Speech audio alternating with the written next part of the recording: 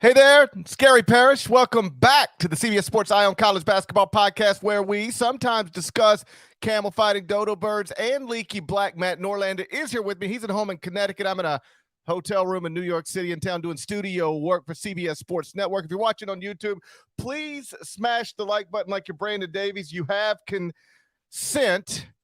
And if you haven't yet subscribed to the YouTube channel, please knock that out while you're here. Let's get into it. Kansas at Kansas State. It was billed as Tuesday night's biggest game. Two top 15 teams, in-state rivals. It was the school that has owned the Big 12 for nearly 2 decades, if not forever, against the team that was picked to finish dead last in the Big 12 this season, but has turned into the biggest surprise and best story in the sport. Final score, Kansas State 83, Kansas 82. It was in overtime. Incredible game, incredible scene. It's the new biggest win of Jerome Tang's head coaching career. Deadleg, I know you watched it. What'd you make of the result and the images and the sounds that we got inside Bramlage on Tuesday night? Great stuff. College basketball season. We're in the thick of the regular season. I love games like this, love scenes like this. Midweek, hyped game. Also felt a little unusual to have like a high-profile Kansas game tip at 7 Eastern as opposed to normally, middle of the country, Central Time Zone. Usually that's a 9 Eastern tip. So nice and early there. And what a showing by K-State for that fan base in particular, which is just it's on occasion, every so often, it's picked off a nice win against Kansas, but Kansas has owned this rivalry. I'll pay respect to the Sunflower Showdown and call it a rivalry, but this is as lopsided and one-sided as almost any we have in college sports between two high major programs there. KU had won more than 85% of its past 80 meetings against Kansas State. It had won 22 of its past 25. Kansas State hadn't logged a big win of this nature, top 5 level in 5 seasons.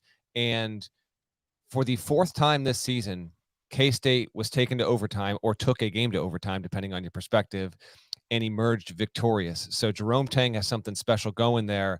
And I'm going to play, courtesy of Jeff Goodman, who is on hand there. You should be able to hear this. I did not test this with Nada beforehand, but you should be able to hear it. Great. This is 40 seconds long, went a bit viral on Twitter late on Tuesday night, but I love this. Fans have flooded the floor. Jerome Tang has taken to the microphone. It's not like they just won a conference championship in their final home game of the regular season. First year, middle of January, he addresses the crowd. Here's what it sounded like. This is about us winning.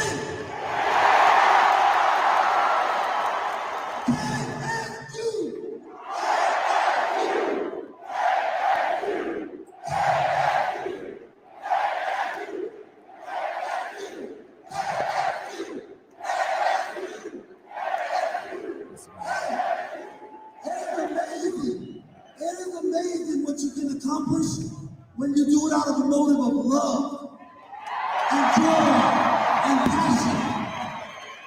And I told y'all, we'll get you one court storming from here on out. Expect to win. So good, man. So good. I'll get you one court storming. Is Jerome Tang trying to tell these kids they can't ever storm the floor again? Because good luck to all that. What are your thoughts on Tang's approach to all this? He spoke about it multiple times this week, and don't make it about Kansas. Don't make it about how much we hate them. Make it about how much we love this program. It is an interesting approach. You don't hear it often. He's a big man of faith, GP. He spoke about his faith recently when he was even asked about any potential job openings at Texas and being a candidate. And he didn't outright say, like, I'm going to be here at Kansas State. I'm going to do what God tells me to do, how he guides me every single day. So he's wired a little bit differently there. And whatever, the stuff he is made of, it's immediately had an impact here, and we've mentioned this on the pod, but just to reiterate, especially after last night, 16-2 after being picked last in the Big 12, Jerome Tang, as we sit here on January 18, your national frontrunner for Coach of the Year. I love it. I love everything about it, especially the part out of not worrying about hating something else as much as loving what we are. It's a fresh approach for college athletics. We hear about these intense rivalries, Alabama, Auburn, Ohio State, Michigan. In my neck of the woods, Ole Miss and Mississippi State. And one of the things I found interesting in recent years is that once Lane Kiffin became the head coach at Ole Miss football, and Mike Leach, the late Mike Leach, was the head coach at Mississippi State. Those two men were friends, and they didn't badmouth each other. They didn't try to pretend that each other didn't exist. In fact, at one point, Lane Kiffin said, while his in-state rival was being coached by Mike Leach, and Lane Kiffin is known as an offensive coach, obviously. He said, I think Mike Leach, I'm paraphrasing here, but some version of, I think Mike Leach is the best offensive coach in college football. Can you imagine? Like, that's the Ole Miss football coach saying that about the Mississippi State football coach. And Lane's perspective on that was, we don't have to pretend the other school sucks or the other coach sucks or that anything like that. To enjoy ourselves. Like, let's just believe in ourselves and acknowledge, like, hey, Mike Leach is great. Mississippi State's good. And we'll, and then we'll play them at the end of every regular season. We'll try to beat them, but we don't have to hate them. And to see that now manifest in the state of Kansas, at least from Jerome Tang's perspective, I love it. I don't know if 100% of Kansas State fans are on board with it. Like, they've hated Kansas their whole life, and they want to continue to do it. But what Jerome said leading up to this game falls more in line with my life perspective than the alternative. And so perhaps that's why I can appreciate it. Like, hey, we don't have to pretend Kansas sucks or Kansas is overrated or Bill Self is a clown. We can acknowledge, like, KU is one of the great basketball programs in this country. Bill Self is amazing. And these are my words, not Jerome's. This is just what I took from it. Kansas is great. Bill Self is great. We're going to try to beat them every time we play them, but we're not trying to win a Kansas State championship here. We're trying to win Big 12 titles and go to Final Fours and win a national championship, and we don't have to hate Kansas to do that. So I love that perspective, even if I know if you put a poll up, 100% of Kansas State fans would not fall in line with it. As for the moment last night, beautiful. I mean, that is college basketball. As I've said a million times, if you just focus what happens between the lines, college basketball cannot compete with the NBA. Like, the NBA is just, I mean, they're the best players in the world. They're shot makers, shot creators. The on-court product at the NBA, if you watch an NBA game and then watch a college basketball game, it looks like two different sports completely. But what the NBA can't match with college basketball is that scene last night. They can't match student. They don't have student sections. They don't have court stormings. They don't have Greg Popovich standing on the scorer's table addressing the crowd after the game. The NBA can't replicate that. And I know that there's probably a Kansas fan somewhere saying, oh my God, congratulations on winning a game in January. It looked like you just won the national. Who cares? Like, enjoy it. Have fun when it's time to have fun. This program was in a bad place in recent years. They hired someone who'd never been a head coach at the Division I level, picked dead last by everybody in the Big 12. And then when you wake up on January 18th, or more accurately, when you go to bed on January 17th, you were tied for first in the Big 12 standings and coming off of a win over the reigning national champions and your in-state rival, and coming off of a win that was created in electric, an alley-oop game winner. What? Marquise Noel to Keontae Johnson. And that was beautiful and brilliant.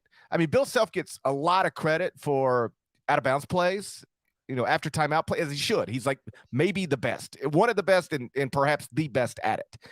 And Jerome drawing that up, recognizing that Jalen Wilson was going to try to deny the entry pass to Keontae Johnson, and they moved everybody else away from the basket so there's no weak side help.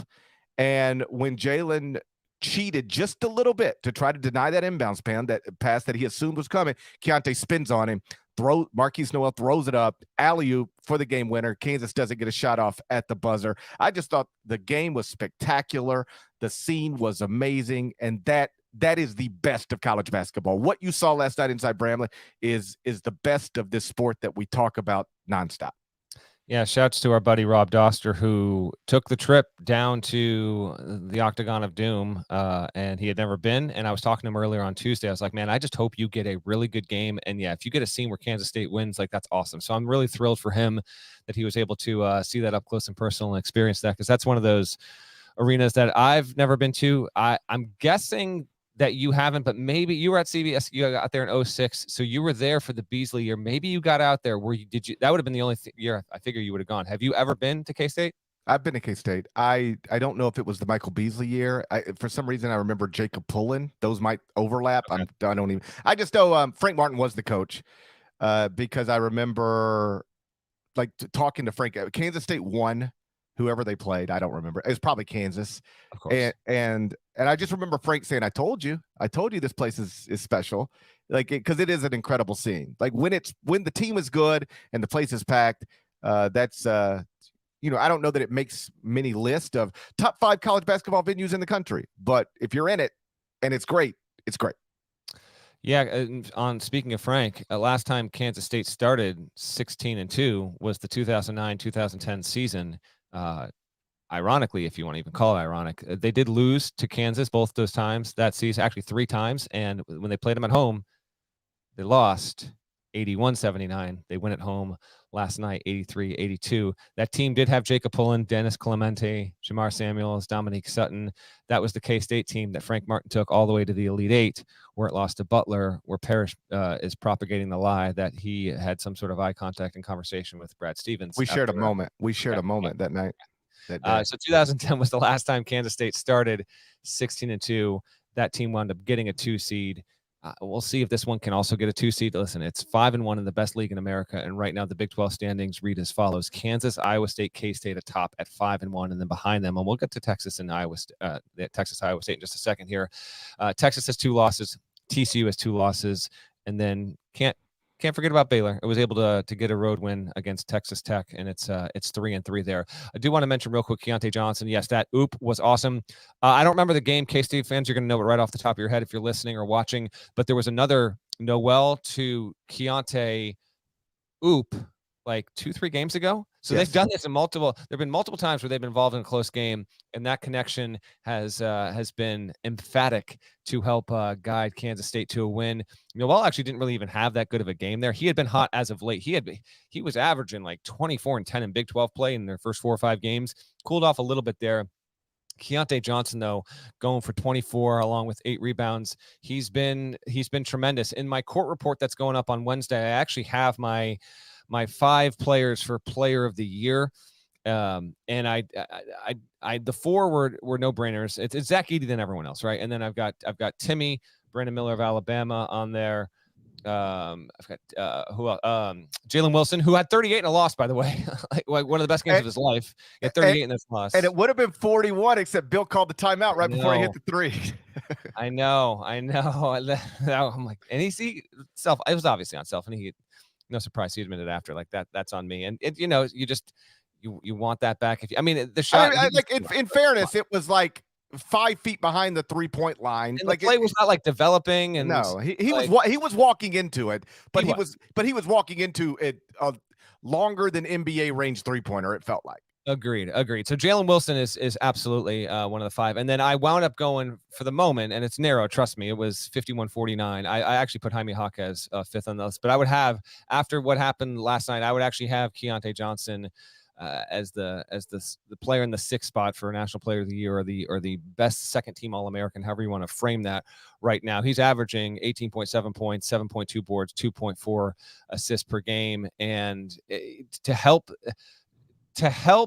his program get a win like this. And anytime you can beat highly ranked Kansas, I did see on ESPN that Kansas State has now defeated Kansas when ranked number 1 or number 2 6 times. That's more losses that Kansas had against K-State than any other program there. It's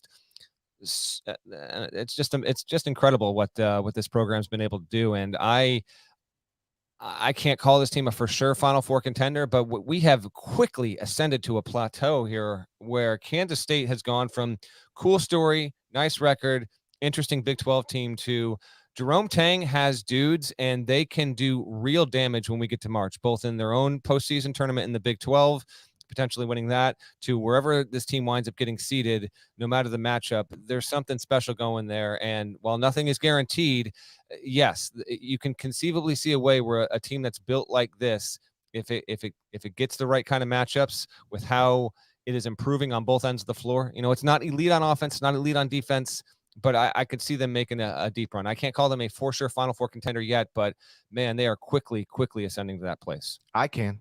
they are a legitimate Final Four contender. When you've won at Texas, at Baylor, and knocked off the reigning national champs, you're a legitimate final. And you don't have all these bad losses. They've got the one not great loss to Butler, but that's it. Everything else is fine. I know they got popped pretty good at TCU, but like a lot of people are going to get popped pretty good at TCU. That's the nature of the Big 12, which, by the way, I saw this last night on how difficult it is to win on the road in the Big 12. And if you want to believe in, and of course you should still believe in Kansas, like it'd be crazy not to, it's Kansas and Bill Self. But if you want to, if you're a Kansas fan and you want to say, hey, it's a road loss in this league, not a big deal. This from David K, of course, from Baylor, tweeted this late last night. Big 12 teams are 2-11 in the past 10 days in road games. It doesn't matter the teams. Yeah. They're the 2 wins, both by Baylor, which is why David K tweeted it, of course. But still, the point remains the same.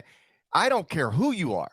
Kansas, Kansas State, TCU, Oklahoma State, Baylor, Texas, doesn't matter. It is very hard to win on the road in this league. Like in most other leagues, there are places you can go, and if you're good, you don't have to play well, and you can still win. I really don't think, I might be moving on Texas Tech a little bit, but I really don't think there's a place in the Big 12, regardless of who you are, you can go and feel comfortable you're going to win if you play poorly.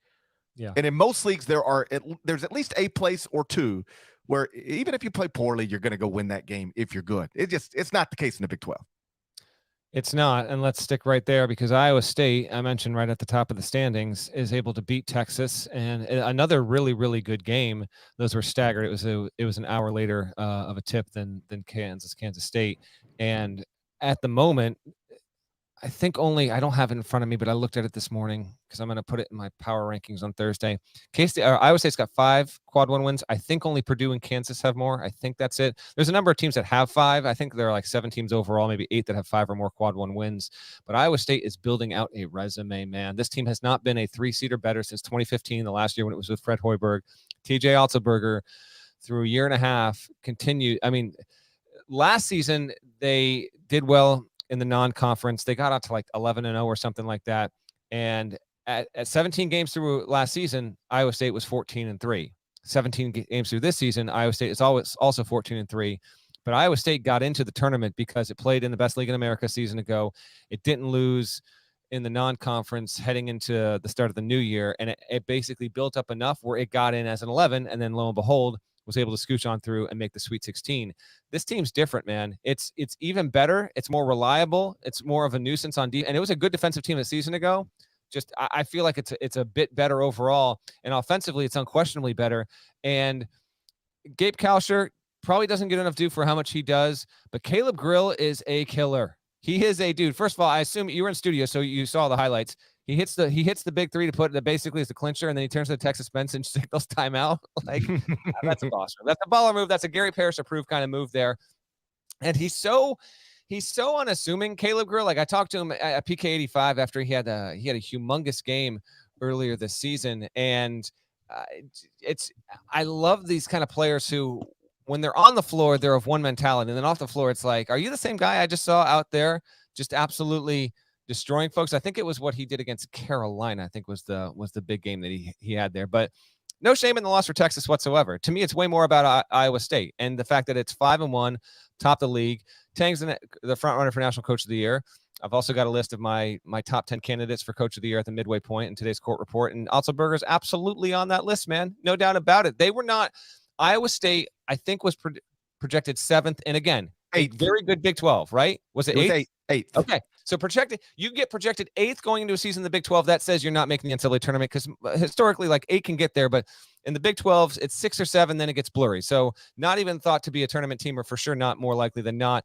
And yet here they are, absolutely streaking toward the NCAA tournament and bullying teams. Iowa State looks like hell to prepare for and agonizing to face. It'll take some more L's. I know that's going to come, but Otzelberger's done a wonderful job. And it was a really good night for the Big 12. Just the competition, the game styles, different kind of stars showing up, and a reminder of why this league is comfortably the best in the country. Yeah, if not for Kansas State, we would spend podcast after podcast going, Iowa State was picked 8th in the Big 12 and now tied for first. But like that doesn't sound as awesome as Kansas State was picked last in the Big 12 and is now tied for first. But both stories are incredible. It's a first-year coach at KSU and a second-year coach at ISU, and it's especially impressive for TJ because I guess if you want to, you can write off 1 year to luck, good fortune, whatever. But when you do this 2 years in a row, like when you dramatically overachieve 2 years in a row, that suggests there's some substance to what you're doing. And I'm with you. There's some substance at Iowa State. This isn't just a team picked 8th off to a nice start. We're in middle of January. There's no nice starts anymore. We're in league play. Like if you're good, you're good. And Iowa State is undeniably good. Updated top 25 and 1.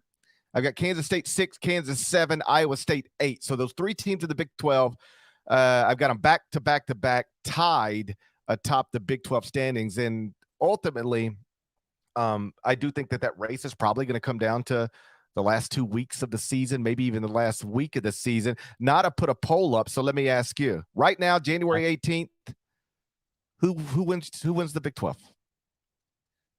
You know what I have to do. We have to go. It has to be Kansas. Now, Baylor has won and finished atop the league 2 times in the past 3 seasons or whatnot. I have to go Kansas until proven otherwise, because still, even in defeat, Kansas could have won. No, Kansas could have won that game unquestionably, with Jalen Wilson ascending to like a top 3 player in the country. KJ Adams is awesome, and DeJuan Harris is such a heady point guard. I until proven otherwise, I have to say Kansas, and I imagine you're going to agree with me. Yeah, it's the only smart answer. Like, I think Iowa State is legitimately good. I think Kansas State is a real Final Four contender because it's not just the resume. They got real players. Like Bill Self made this point.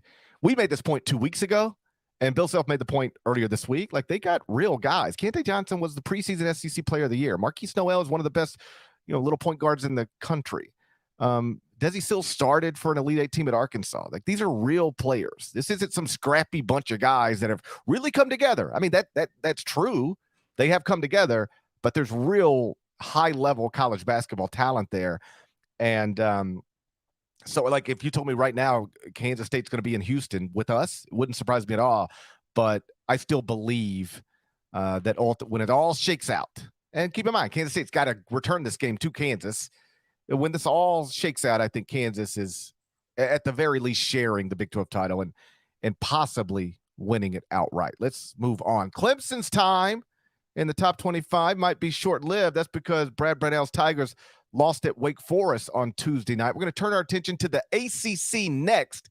Got an interesting question for Deadleg. First, though, a word from our partners. Sunday.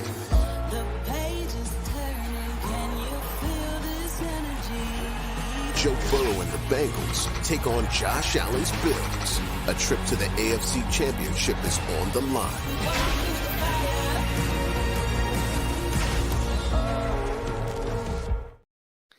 So Clemson's time in the top 25 might be short-lived. That's because the Tigers entered the AP poll on Monday, thanks largely, if not entirely, to a 7-0 league mark in the ACC. Then on Tuesday night, Clemson lost at Wake Forest 87-77. They're down to 59th at KenPom. Resume just isn't that good. I dropped them out of the top 25 and 1 on Wednesday morning. What would you do with Clemson if you were stupid enough to rank 26 teams every morning?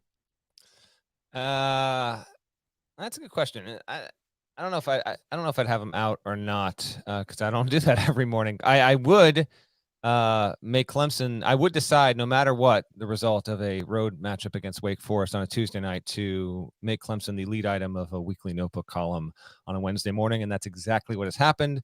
Clemson is the lead item of the court report, which we'll put a link in the episode description here if you want to read along as you listen along here. I did speak with Brad Brownell on Tuesday, and plenty of what we talked about is right there in the court report, including him being on the hot seat and coaching in a hot seat year. I won't spoil any of that on the podcast. Just go read what he said about all that stuff.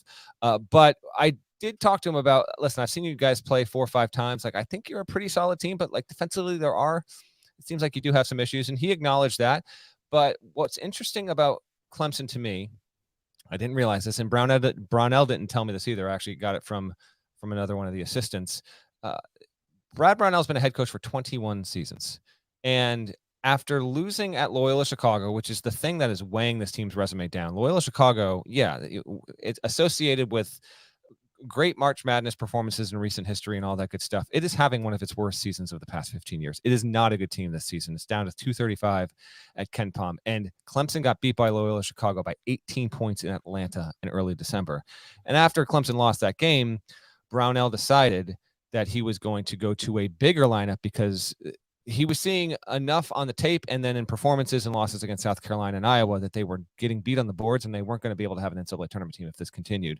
So credit to Brad Brownell for the first time in 21 years. I don't know how many coaches would do this, and he did it to no fanfare, and no one would notice. I didn't know it until it got told to me by someone who literally just knows Brownell and has coached with him for many, many years. Billy Donlin said, Brad, after that loss, decided not to go with a 3-guard starting lineup and the primary attack would be 3 guards on the floor for the first time in his career.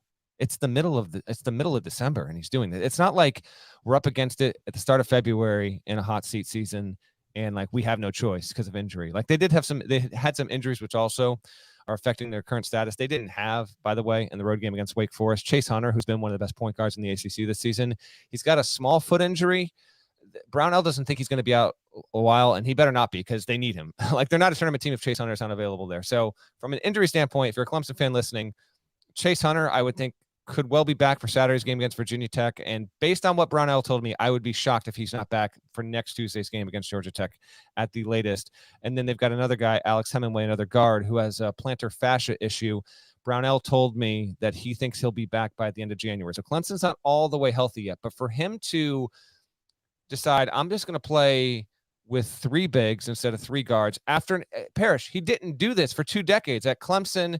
And even prior to that, when he was coaching at the mid-major level with Wright State and UNC Wilmington, I found it interesting. I found it fascinating. It's why Clemson right now is 15-4 instead of being, say, 12-7 or 11-8. It's not a surefire tournament team yet. I do think that Brownell probably has to make the tournament to save his job, and that was really why I wanted to lead with Clemson in this week's court report, because I appreciate any coach willing to talk on the record about an uncomfortable situation, and he was willing to do that. So again, please go read that when you get a chance there. But is this a top 25 team? To be long-winded, eventually answer you, GP, I would say no. It's not. Now, had it won at Wake Forest shorthanded, I would say, yeah, obviously that continues to be validated. They would have been 8-0, but they're 7-1. They're still atop the ACC, and the next 4 against Virginia Tech and Georgia Tech, those are home games. Then at Florida State, at Boston College. Clemson's legit. Those are 4 winnable games. Again, none of those teams are projected tournament teams. 2 home, 2 on the road.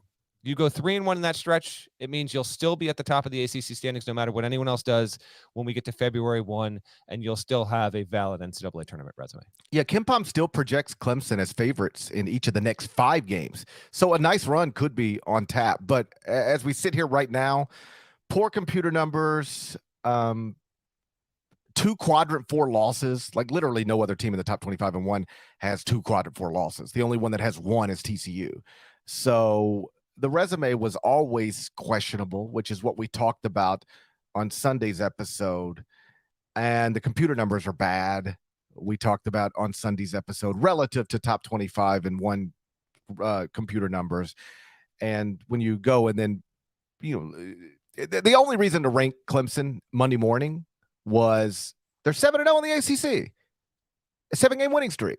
But none of that's true anymore. So I'd move them just slightly outside of the top 25-1. But KenPom does still project Clemson and Virginia to finish 15-5 in the ACC and share the league title. So they're going to be a factor in this league race, or at least it appears they're going to be a factor in this league race till the very end. On your point about Brad Brownell needing to make the NCAA tournament to keep his job, I don't doubt that you're right. I just think that's silly, and not like, do you realize making the NCAA tournament or missing the NCAA tournament could be the difference between like 1 game? Of course you realize it. I know you do. Okay, like that seems crazy to me, to determine somebody's future based on 1 game. Like what if Clemson is the first team left out of the field? I know. Here's what every athletic director ought to do. You look at the guy, and whether he's been there a long time, You know who he is. You know what he's capable of. You whether he makes the NCAA tournament or not, you go, is this our coach or is this not our coach? Is this the guy we want running our program or not? To draw some arbitrary line at, if a selection committee says you're in, then you get to keep your job with a contract extension. But if they don't, then you're gone. That seems like no way to run an athletic department. I know. Well, to let a selection committee wide scope would be 13 years, 3 NCAA tournaments. I got it. I know, but smaller scope is we're playing this season, and we're gonna let a selection committee. Like, this is only if it's close. Like, if it's clear they missed the tournament, like because they just totally tank, and you say, "Hey, man, it's been a long time, and it ain't what we want it to be." Make the coaching change. I don't care. That's the business. But if it's like Clemson's on the bubble, and Jerry Palm has him in, and Joe Lunardi has him out, let's see what the selection committee says.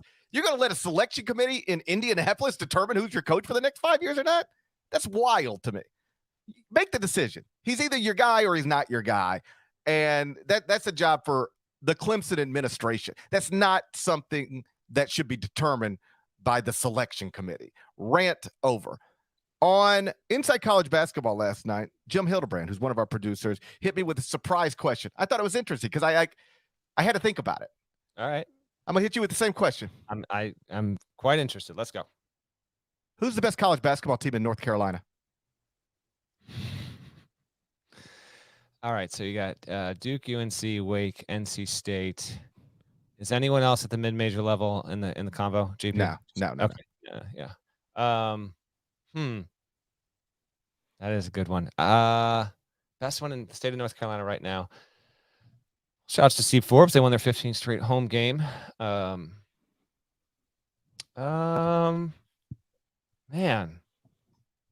Okay. Are we fully healthy? Teams are fully healthy. Who are we taking? Just right now. Yeah, that's good. That's a good question. I will say, geez, it's ridiculous how hard this question is. I know, like I had to usually like a producer, whether it's Amy or Jim or Harrison or whoever we're working with, they'll like come over, they'll say, "Hey, so in the C block we got this," and they go, "What would be your?" And I just spit something out because I've already thought about it usually. And this one I was like, best team. I was like, oh, and then I came to my answer pretty quickly. And I can back up my answer with some data. But it's a tough question to answer. I would take North Carolina. That's I have to take North Carolina right now. Who'd you take? NC State. Woo! I took NC State. By the way, these teams play each other this weekend. Right. Yeah. NC State is. Let me just run you through it real quick. I have NC State 18th in the top 25 and 1. They're unranked in the AP poll. I don't know why. I went on this same deal about Florida Atlantic last week. Like, why is Florida Atlantic not ranked? Like, if you're going to rank Charleston, you should be ranking Florida Atlantic. And then on Monday, Florida Atlantic gets ranked in the AP poll for the first time, I believe, in school history. Ever. Yes. Ever. Yeah. So shouts to Dusty May. So I made that happen. I'm just kidding. No, Florida Atlantic made that happen. Florida Atlantic made that happen. Oh, boy. But NC State is just as baffling to me. NC State is 6-4 in the first two quadrants with 0 additional losses. So nothing in quadrant 3, nothing in quadrant 4. 3 of the 4 losses are in quadrant 1. They got wins over Duke, Miami, Dayton, Virginia Tech. 6-1 in their past 7. That's a top 25 resume. Again, I've got them 18th in the top 25 and 1. I got Duke 25th, UNC and Wake Forest. Yeah. Okay. Hold on. All right. I'm just asking. Yep. Just to be clear, mm-hmm. NC State versus North Carolina on a blacktop court in the middle of give me a random town in North Carolina. Throw one out. Random in the middle of nowhere. Where? Goldsboro. Okay, on a blacktop in Goldsboro tomorrow night, neutral court, and you are betting a month's salary. You are taking NC State to beat UNC in that situation because that's what you're saying. If NC State's better, it's winning that game. Does this include my new Grind City deal? It does. It includes new Grind City deal, a month's salary. Goldsboro, NC State, Tar Heels, Wolfpack, and Goldsboro tomorrow. Month's salary. You're going with the NC State. I just want to be clear because that's what you're saying.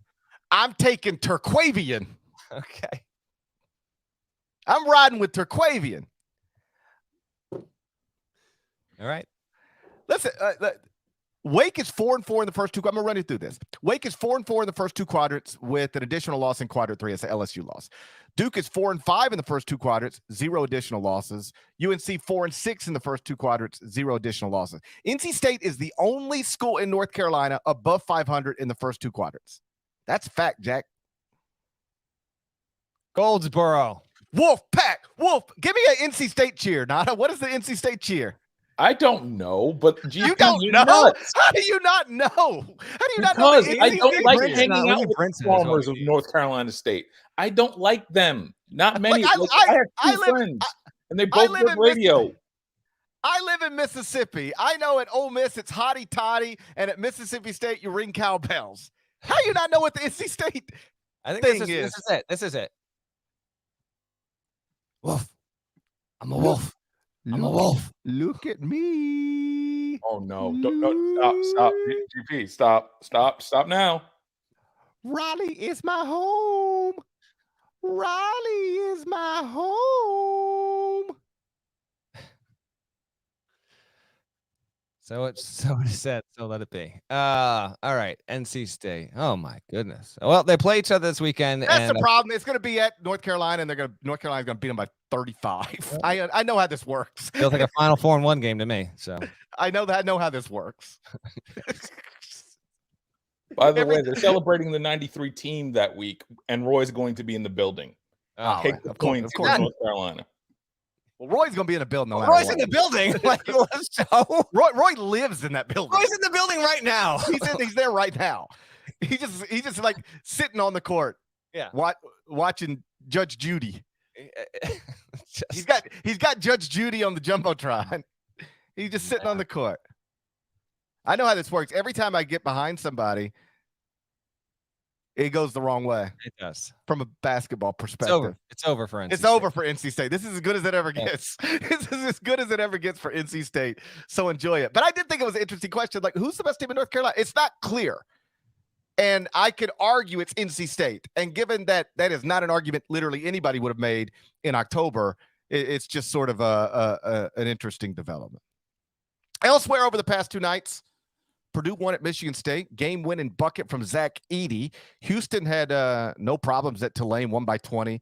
Cougars are now 18-1. Baylor dropped Texas Tech to 0-6 in the Big 12. We've discussed that, or at least touched on it. Kentucky pulled away late from Georgia. Got a monster performance from Oscar Tshiebwe, 37 points, 24 rebounds. Any thoughts on any of that stuff or anything else from the past two nights? Just two. Yeah, let me hit on Purdue and then Kentucky real quick. So I understand why we can't have more daytime tips in college basketball because, there's like class and stuff. I get that. But on Martin Luther King Jr. Day on Monday, to have that Purdue-Michigan State game tip at 2:30 Eastern was tremendous. Just some great daytime ball, really competitive game. Michigan State doesn't have Malik Hall. He's got what, an ankle injury that's going to keep him out for a few weeks here. And so without him, it's asking out. Tyson Walker was awesome. Hit what was thought to maybe potentially be the game winner. On a certain level, it was hilarious to see Breslin pop and go nuts in a very good back and forth game. And then it's like Painter's got the answers to the test, man. It's just they throw it to Edey and it's like just he's dunking on a 7-foot rim and they didn't have a chance. Like they didn't stand a chance. So it was just like, oh, cool little mid-range fallback you got there to take the lead. But too bad. Here we go and dunking on your head. Too bad. We've got the 7'4" leading candidate for National Player of the Year, who, if he catches the ball that deep, is you're in trouble. Just in trouble. Like you can't let him catch the ball like that. I know that's the problem. Now, Izzo said, I picked my poison, and if I had to do it, I'd pick the same poison again. Izzo knows more than us, and we'll know he's forgotten more than we could ever imagine to know about in college hoops. So, sounds good, Tom. But that was, an unfortunate turn. Purdue is 17-1, and again, clearly atop the Big Ten there. Edey maintains his National Player of the Year standing. Last year's National Player of the Year, Oscar Tshiebwe, finally woke up and had his best game of the season. the preseason pick, understandably, for National Player of the Year, although not mine. I do remember GP giving me some grief over that. How's that working out right now, GP? Just because things go a certain direction doesn't mean that they were right or wrong at the time. That you talk about things in real time. Just because, like, watch this. Who's playing tonight? Let me see. Arkansas, Missouri. Okay, but that's not good. That's not exactly what I'm looking at. Okay, Xavier is at DePaul tonight. Xavier should win that game. If DePaul wins the game, it doesn't mean that I was crazy to say Xavier should win the game. It just means that sometimes, things don't go the way they're supposed to go. You were not wrong to pick Oscar Tshiebwe National Player of the Year. My thinking was it hasn't been done in decades upon decades, and it is unlikely that it'll happen again. So I played the odds, and lo and behold, here we are. Now, that being said, Tshiebwe was outrageously good, 37 and 24. Shouts to Sindarius Thornwell. The last 30-20 game in college basketball happened back in 2017, the year that the Gamecocks made a run to the Final Four a lot of Frank Martin content on this podcast here on a Wednesday. So good on Kentucky, not just to win, but to come back. It was down at the half, not listless in the first half, but a bit out of sorts there. That lineup again showed up, and Livingston also played well as well. But the top end, Frederick, Wallace, Tshiebwe, Reeves lineup played well again, and then Tshiebwe just looked like a man possessed. And if he is able to sustain that on the second half of the season, then the calculus for Kentucky will change in a significant way. Mike White's done a good job at Georgia, and had Georgia been able to pull off a road win against Kentucky, we'd really be cooking with something there. But it's tough to go into Rupp against Kentucky with that roster, no matter if they've been slumping or playing well or whatever. And Kentucky woke up and played well. So credit to the Wildcats. We were harping on them, understandably so, when they were slumping, and now they have responded by going in and getting a convincing win at Tennessee, and then responding in the second half, making adjustments and just overpowering Georgia to the tune of a 14-point win. Those are positive signals heading into what should be a solid game, but I would expect Kentucky to win this weekend at home against Texas A&M. And Severe Wheeler now, he's just got to come off the bench, right? I mean, Cason Wallace is the starting point guard for this team. Like, there's no way around it. Wheeler came off the bench on Tuesday night against Georgia after missing the game at Tennessee and only played 11 minutes. It looks like he's going to go from a starting point guard playing a lot of minutes to a reserve playing limited minutes. And I give John credit for that. I know that the injuries forced him into it, but you don't have to be stubborn about it. The data is the data. I don't think it's a coincidence that Kentucky played its best game of the year when the ball was put in Cason Wallace's hands over the weekend, and to back it with another double-digit victory. It was close for a while, for most of the game, but when Kentucky had to turn it on, Kentucky turned it on, and that was if you're a Wildcats fan, that's what you want to see. Like I said on Inside College Basketball Tuesday night, I don't know that Kentucky will ever be as great as the people who thought Kentucky would be great assumed, but they can be good, and they're clearly better than they have been. And this new lineup with the ball in Cason Wallace's hands seems to be the biggest factor in that. Before we look ahead to the next couple of nights of games, I should provide an update on the now former Alabama basketball player Darius Miles, who was involved in a deadly shooting this past weekend. He's been charged with capital murder, and court records released Tuesday show that investigators do not believe that Darius Miles pulled the trigger, but those court documents state that he has admitted to providing the alleged killer, 20-year-old named Michael Lynn Davis, with the gun used in the shooting that took the life of a 23-year-old woman named Jamia Harris. At this point, I don't have anything to add because there are still more questions than answers with this case, and I don't want to share any big opinions until we have more facts. But Norlander did promise when he added a top in post-production to Sunday night's podcast that we'd update you on the story when more details were available. So consider this your update. Needless to say, our thoughts remain with Jamia Harris's family and friends. Broadly speaking, I am comfortable saying we have too many young people dying of gun violence in this country. Maybe one day we'll figure out how to get that issue under control. Fingers crossed. Either way, nothing's ever going to give this young woman, this young mother, her life back, which is obviously sad and senselessly tragic. Again, thoughts are with Jamia Harris's loved ones, including her 5-year-old son, who's now going to have to grow up without his mother.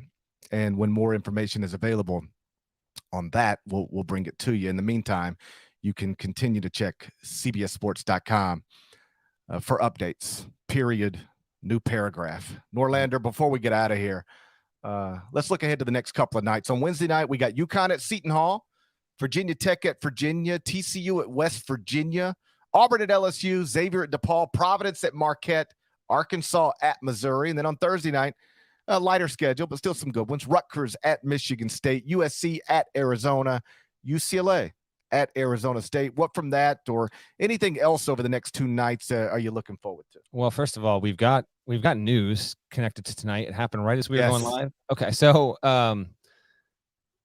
again, let me get this ready here. Here we go. This is me. That one's on me. I was wrong. Okay, so we have now had multiple games lost to COVID. So the preseason, I took the under of 0.5 for the second consecutive season, and that one's on me. You have to always bet on COVID.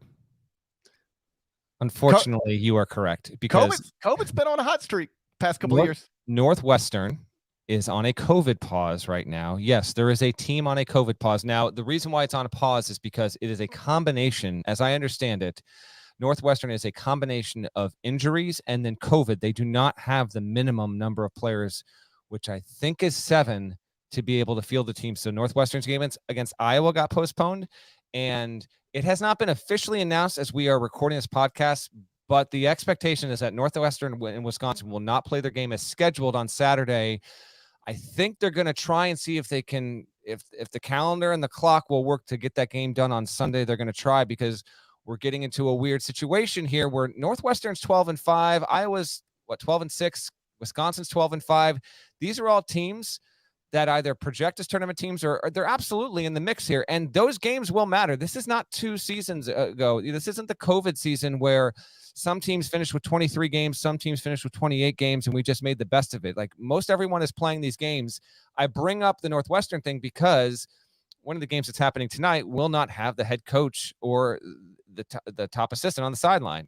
Dan Hurley and Kamani Young are both out for UConn. They did not travel to Seton Hall. Here's the release. UConn men's basketball head coach Dan Hurley and associate head coach Kamani Young have each tested positive for the COVID virus and will not coach Wednesday night's game against Seton Hall at the Prudential Center. So Tom Moore and Luke Murray apparently are both co-head coaches for this. We'll see. I actually texted with Kamani Young at the start of the podcast. He said it's a little rough, but he's doing okay, and hopefully he'll feel better soon. I actually happen to know a few people who have caught COVID in the past few weeks, and it's actually really sidelined them. Like, they've had a couple of really brutal bouts of it with a couple of days. So I understand that as a society, we are thankfully, we are really pushing through this, and the worst of the pandemic almost certainly has to be behind us. Although, as Parrish says, always bet on COVID. But I just happen to know a couple people that have been really sick. So when you see people that are out with COVID, they could be, no one wants to be sick. So that's part of it there. That's the news with tonight's game with UConn and Seton Hall.